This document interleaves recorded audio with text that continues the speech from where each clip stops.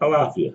I'm Philip Johm Neimark, the founder of the IFA Foundation International, and I'd like to welcome you to the next iteration of my weekly ifascope. And also, before I get it, I'd like to thank untold numbers of people that were kind enough to send me birthday greetings, cards.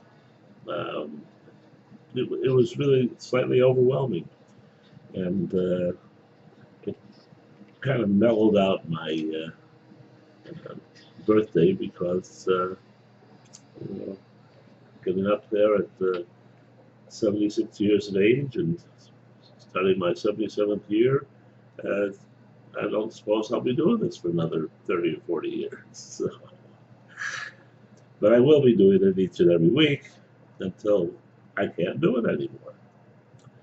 And by the way that I do this is not, I mean, to do a reading for an individual, we can find out, what all the issues are. We can find out, you know, is the recipient going to get the girl or get the boy or get the job or get better or any of those kinds of things.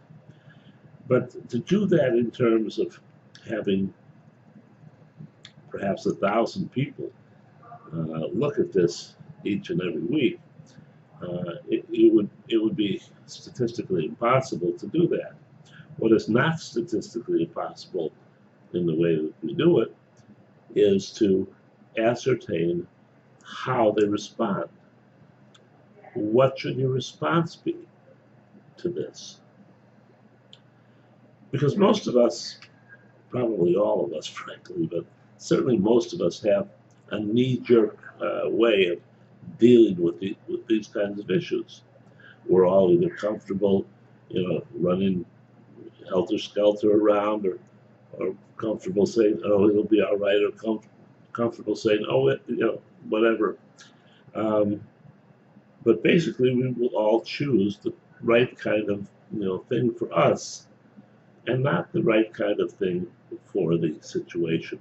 And it is in the situation that Orunmila, after all of these years, I mean, tens of thousands of years of watching people make these kinds of decisions, is Orunmila is obviously able to decide specifically what will have the best possible reactions, what will give you the most leverage, for one way or the other, and that leverage, and you're following the Ebos, is going to give you, a content of success that you never before imagined. That's the reason that people come around, hang around here, and it's my pleasure to do it. At any rate, this is also a great week because for the first time in a long time, people come on path, strongly on path. But let's take a look at it. The Odu sticks out at us as, a good Meiji. Kind of a heavy-duty Odu. Give a little bit of, thought to that. And I did give, not a little bit, but I gave a great deal of thought to it. But then again, I give a great deal of thought to almost everything there. So, but basically, it is a strong male influence. If you're a female, it talks about ramping up on your decisions. And if you're a male, it says, hey, go for it. Don't worry about, toning things down here. Worry about getting it done. And then, of course, it's a matter of, continuing to do the work that you have, that the universe gives you. So, that all seems very simple, and, but you get a kind of a trepidation when you go to cast for the next, is it Ire or is it EB? Well, in this case, it was strongly Ire, and it was an Ire with a Odu Ombio Gunda, which is just very, very, solid.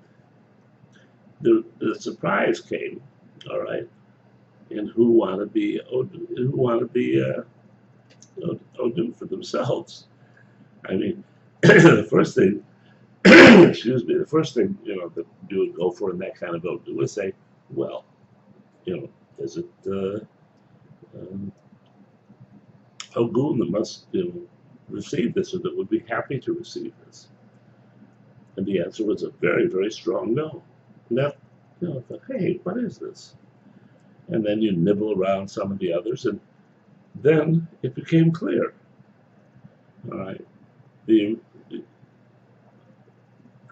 Odoo had to do with the Orunmila, and maybe that had to do with the long, like 4 or 5 weeks of being EB and fighting our way past that to give the total understanding, because Orisha will narrow it down to specific things. Normally, it's we're talking about Ogun. Well, Ogun, it's about do the work, and Oshun, it's about joy, and on and on and on.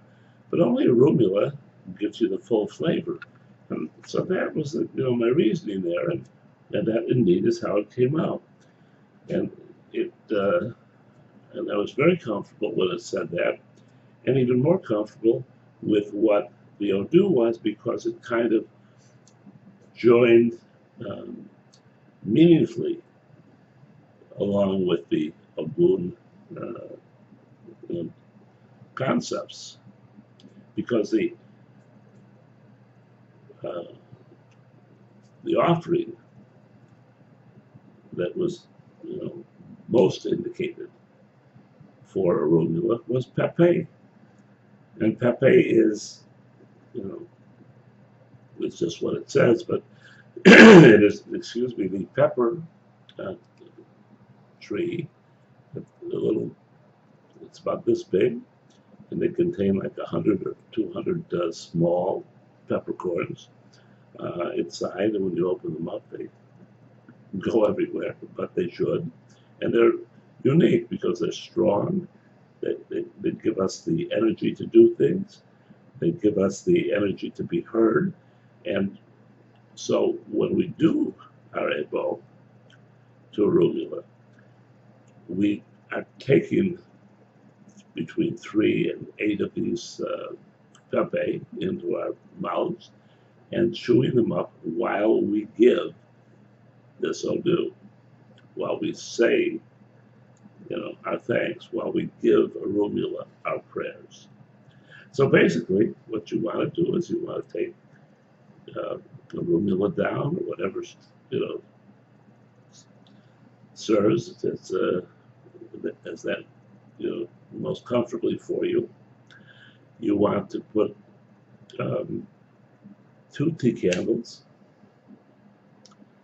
not 1 but 2, and not great big 7 to 8 candles. So you can if you want, but tea candles are best.